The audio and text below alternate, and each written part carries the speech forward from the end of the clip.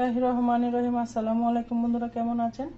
আশা করি যে যেখানে আছেন সবাই ভালো আছেন। আমিও আলহামদুলিল্লাহ ভালো আছি। আজকে 1 কাপ সুজি নিয়ে নিয়েছি। নতুন একটা রেসিপি নিয়ে চলে আসলাম, আশা করি ভালো লাগবে। দিয়ে দিচ্ছি হাফ চামচ ইস্ট। সুজি আর ইস্ট একসাথে মিলিয়ে দিচ্ছি বন্ধুরা। আশা করি দেশের বাইরে যে বন্ধুরা আমার ভিডিও দেখতেছেন সবাই অনেক অনেক ভালো আছেন। আলহামদুলিল্লাহ আমিও ভালো আছি।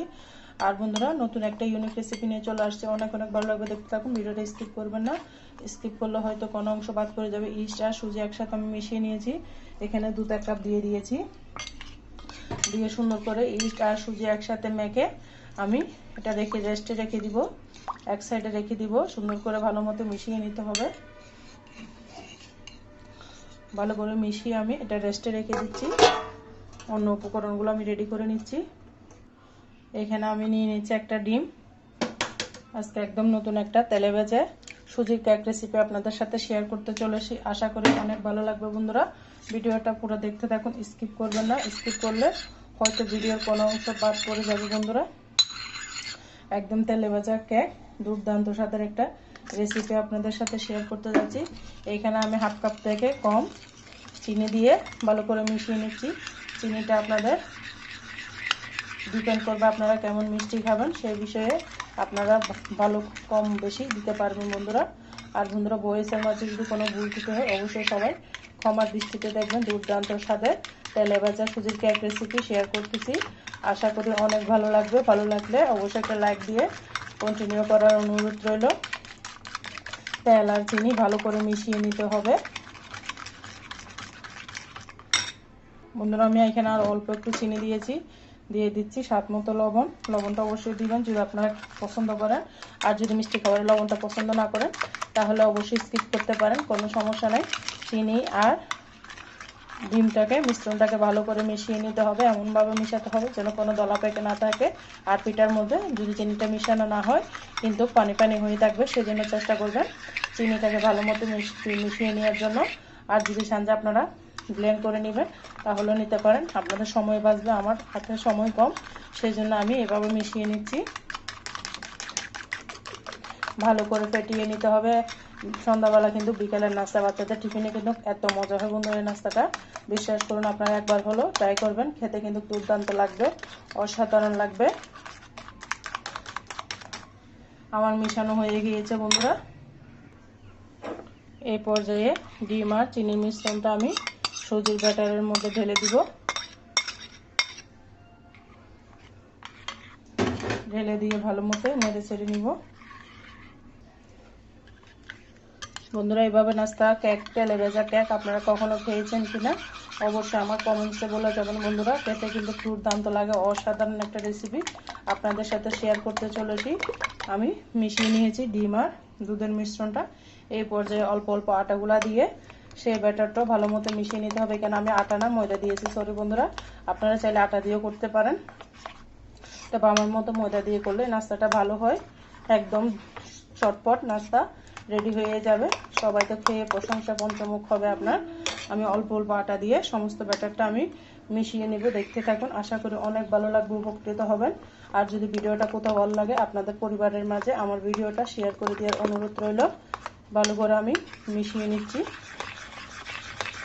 তেল ভালো না কিন্তু মাঝে মধ্যে কিন্তু বাচ্চাদের জন্য, টিফিনের জন্য, বিকেলের নাস্তার জন্য এভাবে মাঝে মধ্যে হেলদি একটা নাস্তা, ডিম চিনি দুধ দিয়ে হেলদি একটা নাস্তা আমরা বাসায় চটপট বানিয়ে নিতে পারি বন্ধুরা। খেতে কিন্তু অসাধারণ লাগে। আমি আবারও ভালো করে মিশিয়ে নিচ্ছি, আবার আটা দিয়ে দিচ্ছি। সবগুলো একসাথে দিবেন না, একসাথে দিলে দলা পেকে যাবে, সেই জন্য চেষ্টা করবেন। আমি 1 কাপ আটা, হাফ কাপ সুজি দিয়ে এই মিশ্রণটা আমি করে নিয়েছি। এখানে আমার 1 কাপ দুধ লেগেছে আর 250 ml দুধ লেগেছে আমার পুরো সম্পূর্ণ ব্যাটারটা রেডি করতে। আমি এখানে আর কোনো দুধ ব্যবহার করি নাই। আমি যে কাপ দিয়ে দুধটা দিয়েছি সেটা 250 ml এর বন্ধুরা, মানে সোজা কথা 1 পা 250 গ্রাম দুধ লেগেছে আমার। আমি সুন্দর করে ব্যাটারটাকে দেখুন কি একটা সুন্দর ব্যাটার রেডি হয়েছে, হয়তো দেখে বুঝতে পারতেছেন। একদম ভালো করে আমি ফেটিয়ে নিচ্ছি। দেখুন বন্ধুরা, আমার ব্যাটারটা একদম আমি অফ ক্যামেরায় প্রায় 10 মিনিট মতো ফেটিয়ে নিয়েছি। যত ফেটাবেন তত আপনার নাস্তাটা ভালো হবে। এটা কারো দেখা রেসিপি না, সম্পূর্ণ আমি নিজের আইডিয়ায় রেসিপিটা বানাচ্ছি বন্ধুরা। আমি সবসময় একদম যেটা খাওয়ার মতো রেসিপি সেটাই শেয়ার করি। কারণ আবল তাবল রেসিপি দিলে মানুষ খেতে না পারলে কিন্তু সেটা পরে আমারই বদনামি হবে বন্ধুরা। তাই সবসময় আমি একদম পারফেক্ট সঠিক রেসিপি দেওয়ার জন্য চেষ্টা করি। দেখুন আটার ব্যাটারটা ঘনত্বটা দেখে হয়তো বুঝতে পারতেছেন, রেস্টে রাখার কোনো দরকার নেই, সাথে সাথে কিন্তু এই রেসিপিটা আপনি বানিয়ে নিতে পারবেন। এরপর যে আমি চুলার মধ্যে চলে যাচ্ছি, চুলার মধ্যে আগে থেকে প্যান বসিয়ে রেখেছি। দেখুন বন্ধুরা আমার তেলটা গরম হয়ে গিয়েছে, আমি আগে থেকে তেলটা বসিয়ে রেখেছি। এবার গুলে রাখা ব্যাটারটা আমি ছোটো ছোটো করে দিব, কারণ লিস্ট আছে একদম পুরো ডাবল হয়ে যাবে, সেই জন্য চেষ্টা করবেন ছোটো ছোটো করে দেওয়ার জন্য। আপনি ফুলে উঠবে বন্ধুরা, দেখতে থাকুন, আশা করি অনেক ভালো লাগবে। দেখুন বন্ধুরা প্রথম পিঠাটা হয়তো এরকম হয়েছে, আমি আবারও পিঠা দিয়ে দিচ্ছি। দুর্দান্ত স্বাদের একটা রেসিপি, অনেক মজাদার বন্ধুরা, আপনারা এইভাবে একবার হলো ট্রাই করবেন, খেতে কিন্তু অপূর্ব লাগে। অনেক সময় প্রথম পিঠাটা কিন্তু সুন্দর হয় না বন্ধুরা। দেখুন আমার পিঠাটা সুন্দর করে ফুলে উঠতেছে, দেখে হয়তো বুঝতে পারতেছেন। অসাধারণ একটা রেসিপি আপনাদের সাথে শেয়ার করেছি।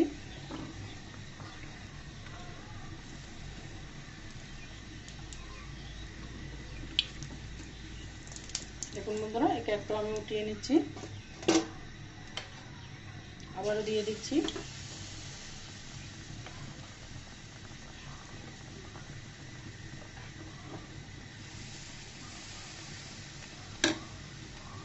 আমার কড়াইটা ছোট, সেজন্য আমি অল্প অল্প দিচ্ছি। আপনাদের কড়াই যদি বড় হয় তাহলে বেশি করে দিবেন। একদম মুখে দিলে মিলাই যাবে বন্ধুরা। এরকম একটা কেকের রেসিপি শেয়ার করেছি, আশা করি অনেক ভালো লাগবে। যখনই মুখে দিবেন সাথে সাথে আপনার মুখে মিলিয়ে যাবে। আপনি কি নাস্তা খাচ্ছেন বা কেক খাচ্ছেন কিছু বুঝতে পারবেন না, সাথে সাথে আপনার মুখে মিলিয়ে যাবে। এত মজা, এত টেস্টি একটা কেক রেসিপি, দুর্দান্ত স্বাদের রেসিপি। দেখতে থাকুন, অনেক অনেক ভালো লাগবে। দেখুন বন্ধুরা এই পর্যায়ে আমি চুলার আঁচটা কমিয়ে রেখেছি। তেলটা অনেক গরম হয়ে গিয়েছে, দেখে বুঝতে পারতেছেন উপরে সহ হয়ে যাচ্ছে, এতটা গরম হয়ে গিয়েছে। একদম তুলতুলে বন্ধুরা, দেখুন একদম সফট। আমি সুন্দর করে ভেজে নিচ্ছি ইস্ট দিয়ে। এত মজাদার একটা কেক হয়, ইস্ট দিয়ে যদি কেউ কখনো কেক বানিয়ে না থাকেন তবে আপনারা এইভাবে কেক বানাবেন, খেতে কিন্তু অপূর্ব লাগবে।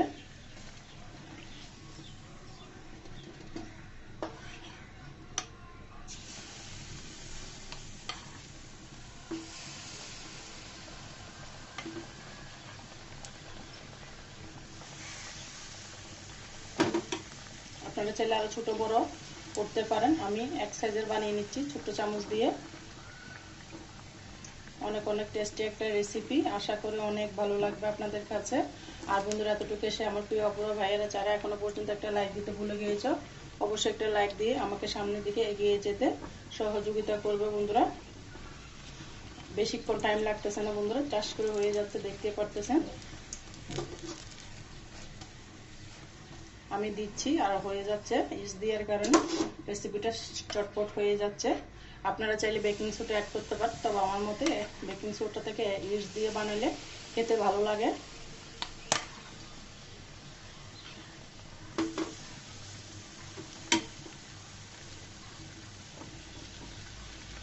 বিকেলের নাস্তায়, বাচ্চাদের টিফিনে, সকালের নাস্তায় কিন্তু একদম পারফেক্ট জমে যাবে।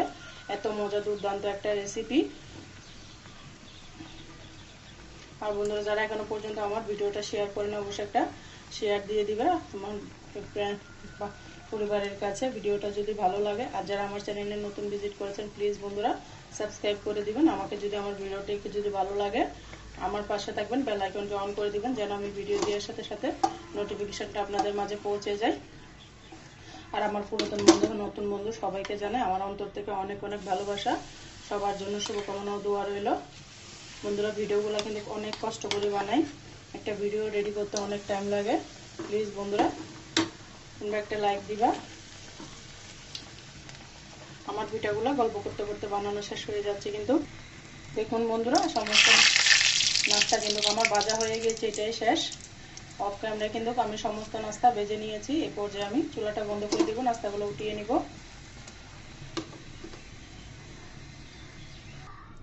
দেখুন বন্ধুরা আমার নাস্তাগুলো কেমন হয়েছে। সবগুলো নাস্তা কিন্তু আমি বানিয়ে নিয়েছি, দুর্দান্ত একটা অসাধারণ নাস্তা আপনাদের সাথে শেয়ার করেছি, আশা করি অনেক ভালো লাগবে। অনেক অনেক লোভনীয় একটা নাস্তা, সকাল বিকেলের নাস্তা বন্ধুরা দেখতে যেরকমই আমি খেতে কিন্তু তার চেয়ে দ্বিগুণ লোভনীয় একটা রেসিপি শেয়ার করেছি। দেখুন একদম সফট, খেতে দুর্দান্ত লাগবে, চায়ের সাথে সকাল বিকালের টিফিনে অসাধারণ লাগবে বন্ধুরা। আজকের ভিডিওটা যদি কোথাও ভালো লাগে অবশ্যই আমার সাথে থাকবেন, পাশে থাকবেন। আর এতক্ষণ পর্যন্ত যারা আমার সাথে ছিলেন সবাইকে অসংখ্য ধন্যবাদ, অনেক অনেক ভালোবাসা। সবার জন্য শুভকামনা, দোয়া রইল। আল্লাহ হাফেজ, আসসালামু আলাইকুম।